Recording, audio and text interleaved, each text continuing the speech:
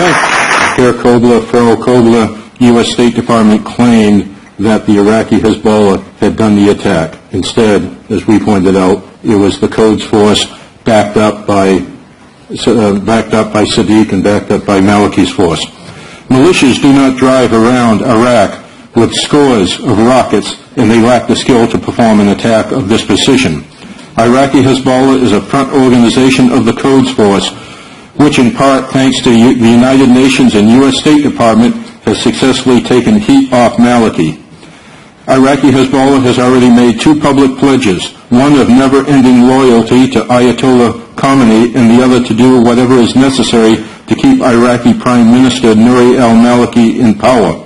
It is no coincidence these commitments are also embraced by Maliki.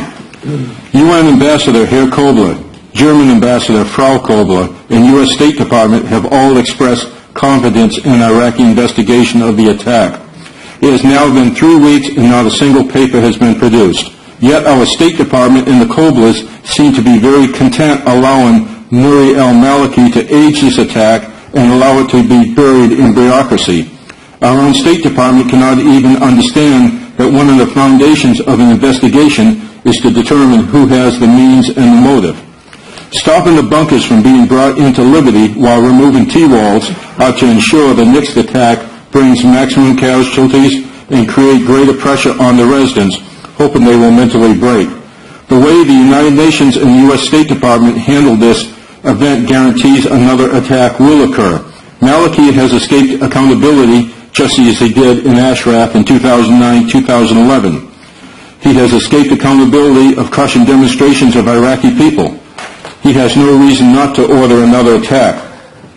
Dan Fried assured us that he personally warned Sadiq that the behavior of the colonel was being closely watched by the State Department. As I read the next, I ask you to bear my sense of humor and you'll see it.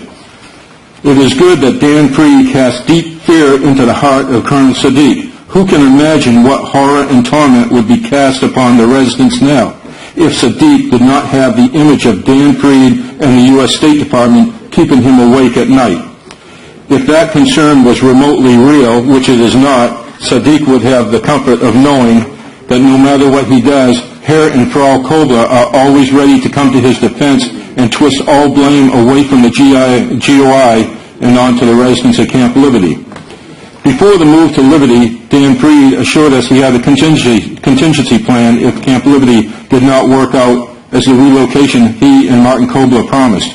It has not worked out. In the year past, more residents have left Camp Liberty in body bags than left the resettlement. 9 people and 7 at that time. That's not a winning season. Now, State Department's Barbara Leaf admits there is no written plan sitting on the shelf. She tells us the contingency plan is to work with the UN and the Maliki government. Obviously, the concept of contingency plan differs greatly between the Department of State and Department of Defense. We already know there's a difference in the word ethics between Department of Defense and Department of State. Barbara Leaf expressed concern that the next American resettlement interview team will be met with hostility and distrust by the Liberty residents. The fact that every promise made to these residents has either been broken or a lie in the first place does not register to her. Somehow in her mind, she feels this distrust is the fault of the residents. In the same conversation, Barbara repeated Dan Fried's refusal to support Dave Phillips and I going to Liberty with the interview team. She claimed the members of the team are professionals who know their job. The State Department's solution is to keep doing things the same way and blame someone else when they get the same results, just like their contingency plan. Earlier this week in Berlin, Secretary Kerry stated, "In America, you have the right to be stupid. If you want to be, you have the right to be disconnected to somebody else if you want to be." If he had included arrogant and deceitful right after he said stupid, Kerry would have pretty well described the bureaucrats within the U.S. State Department. In all honesty, the United States has not had a long-term, successful, humane foreign policy towards Iran since George Marshall was Secretary of State. Meanwhile, 3,200 people who trusted us are in greater danger than ever before being slaughtered.